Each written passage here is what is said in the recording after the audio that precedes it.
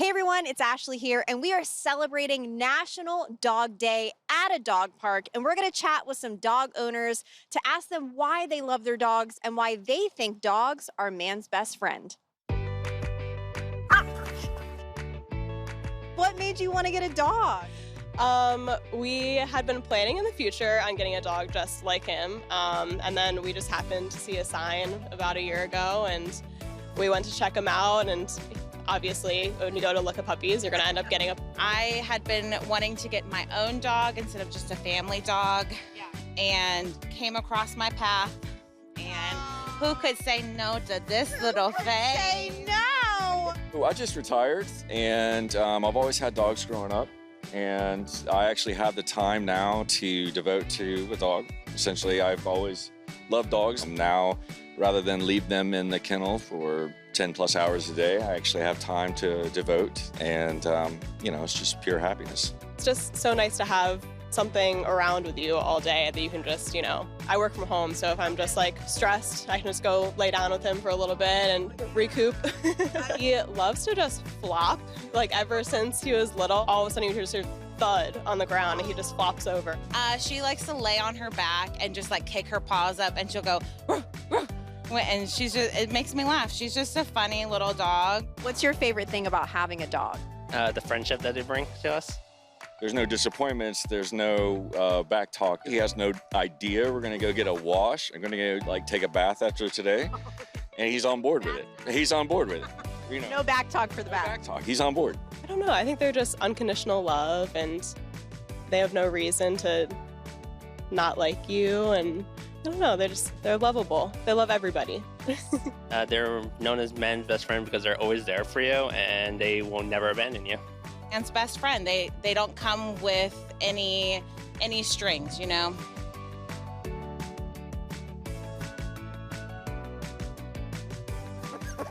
All right, well, joining us now live in studio, Alexis Bailey and some of her puppies from 757 Doodles. Alexis, thank you so much for being with us today. How old are these precious pups? And, watching at home, you might hear some puppy cute little barks and squeaks and stuff, and they're so adorable. How old are they? They're 3 weeks. Oh, They were 3 weeks, yeah. Oh, my gosh. Okay, so I have Everest. And then you have Marshall. Okay. And they're the Paw Patrol. just Paw Patrol litter. Paw Patrol litter For my granddaughter. Yes, and then this is Cashmere. This is the sweet mommy. So talk to us about 757 Doodles. How did you start it? What made you start it? Okay, so what made me start is I always loved golden doodles. Yes. But I did not know that there were actually miniature golden doodles. So we felt like the larger golden doodles were a little too big for us. So one day I realized, I met a little miniature, and I was like, oh my gosh. So I started looking for miniatures, breeders. Well, there are actually no miniature breeders in the state of Virginia, miniatures being 30 pounds and under. So we had to go out of state to get our miniatures. And then COVID happened, and my world kind of came to a stop. I'm a hairdresser, so couldn't do hair.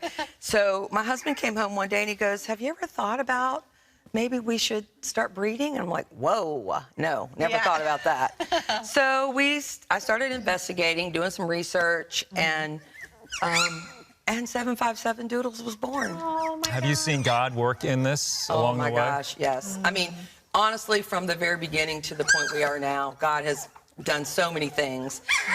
One of our little stories, we had a little puppy named Goose. It was our Top Gun litter. And Goose was a part of our Top Gun litter. And through a series of events, Goose was sold before he was born. And through a series of events, the owner could not get Goose. And so we had to find a new home for Goose. And we went through several different homes. And then finally, my husband and I were like, okay, God, you have the perfect home for Goose. So the lady who ended up buying Goose saw Goose and reached out to me, and she said, unfortunately, they had lost their daughter during COVID. Oh, my gosh. And they loved Top Gun movie, and the dad called the daughter Goose. Wow. And so when they saw Goose, it was all she wrote. That's They were like, amazing. and Goose is still Goose. Yeah, yeah. And Goose is still amazing. I hear from them all the time. That's and so awesome. She tells me what a healing that has brought to her and her husband. Absolutely. Goose. That's a wonderful story. I think my guy's falling asleep. Yeah. Okay. Guys, Yes. this is the cutest thing ever. He literally I is know it's not falling about me, I'm asleep sorry, but it's in very his precious. lap. That's It's very precious. precious. So sweet. So My sweet. gosh. I love how you put the different colored bows and stuff because I'm sure it is hard to identify them sometimes. Oh, But I yeah. wanted to talk to you about the stigma when it comes to breeding. Unfortunately, there is a stigma surrounding is. breeding dogs versus rescuing dogs. So what are you guys doing different to kind of like break that stigma? Well, unfortunately, there are a lot of unethical breeders, Yes. and there are a lot of breeders who, are doing it for money. Basically, if you are an ethical breeder, you're doing health testing. You're making sure that your mama and daddy dogs are healthy. Yeah. So that you breed the right pairing together, so that you better the breed is what we want to do. Is better the breed. You don't overbreed. We breed Yeah. to our weight list. If we don't have a wait list, we don't breed. Wow. Because an ethical breeder is going to take care of their puppy for the rest of that puppy's life, whatever that means. If that Yeah. means these puppies don't sell, they're mine. Or if I sell them to somebody and they can't take them, in my contract, they come back to me. My dogs will never be in a shelter. Yeah. Yeah. And, there are a lot of people who have allergies and they can't just shop, as True. they say. Yep. And they need a dog that's hypoallergenic, which is kind of a misnomer. There's really not a hypoallergenic dog, but there are dogs that are non-shedding Yep. that really are appropriate for people who have allergies. Absolutely. Can I guess? Oh, I'm sorry. No, I was going to say mini golden doodles are great breeds for that. That's one of the reasons why I got my dog Cody, who is a mini Yeah. golden doodle. Yeah. He really does not They shed. don't shed, He yeah. maybe his tail a Now, little there bit. are some golden doodles who do shed if they take more Yeah, of the retriever that's right. Yeah. gene. But our dogs have all been non-shedding. Yeah, So yeah. we Them haven't all had huddled that. together. I But what's know. it like having, how many are in this litter? So I have 15 dogs in my house right now. What's the day like? I mean, how do you It's do crazy. this? It's insane because we also do curriculum with our dogs. So every day we're working with these dogs individually. We're doing all kinds of. At this age, we're doing 10 touches. So they get, we cover their face, we touch their nose, we put our hands in their mouth, we rub their paws, we rub down, we run around their collar, we pull their ears, we pull their tail. We do all these things. And then as they age, we do age-appropriate curriculum with them. That's Sounds, sights, textures. Yeah. We're constantly adding things to it for them to experience, because what we want is we want a dog that is not afraid. We want Yeah. a dog that has confidence, that when they encounter something, they might startle, but then they can say, oh, I can recover. Yeah, That's okay. I'm smart. good. I'm safe, And so that's what our goal is. How protective is Mama during these first few weeks? Well, Mama is pretty protective. She's pretty freaked out right now, actually. She doesn't look like it, but she is. She's pretty freaked out. She won't sit, right? I mean, she's standing up. She's on guard. She doesn't want anything to happen to these babies, and so Yeah. she's pretty protective. Yeah. What has it been like for you to just witness? I mean, honestly, you're there for the birth. You're there taking care of these sweet little babies from the moment they are born. What's that been like for you? It's nerve-wracking.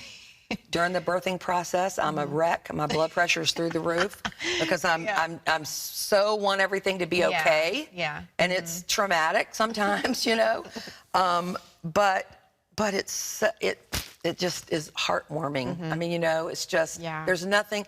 Actually, watching puppies play lowers your blood pressure. Really? Oh my gosh. And so for me, I just love them.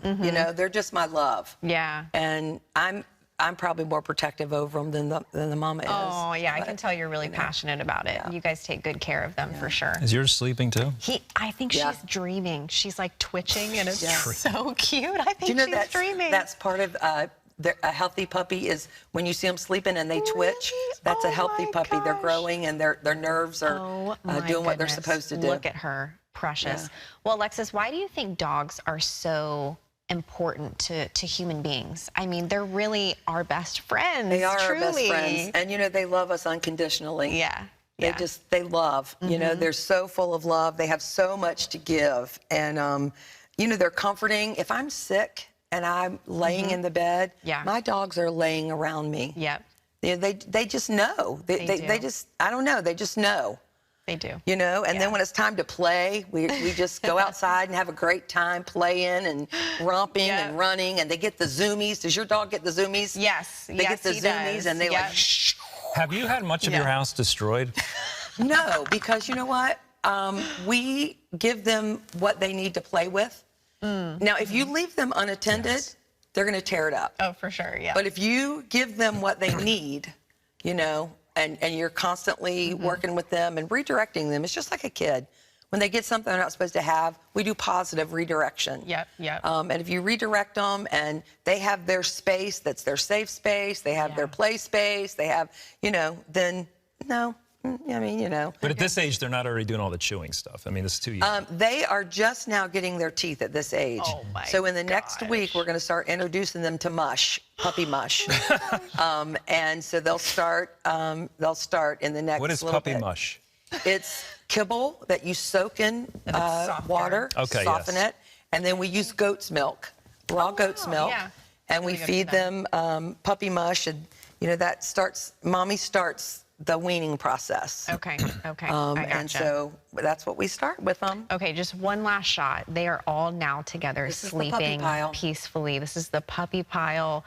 Oh my gosh, I can't. This little guy is now awoken. He's still just so precious.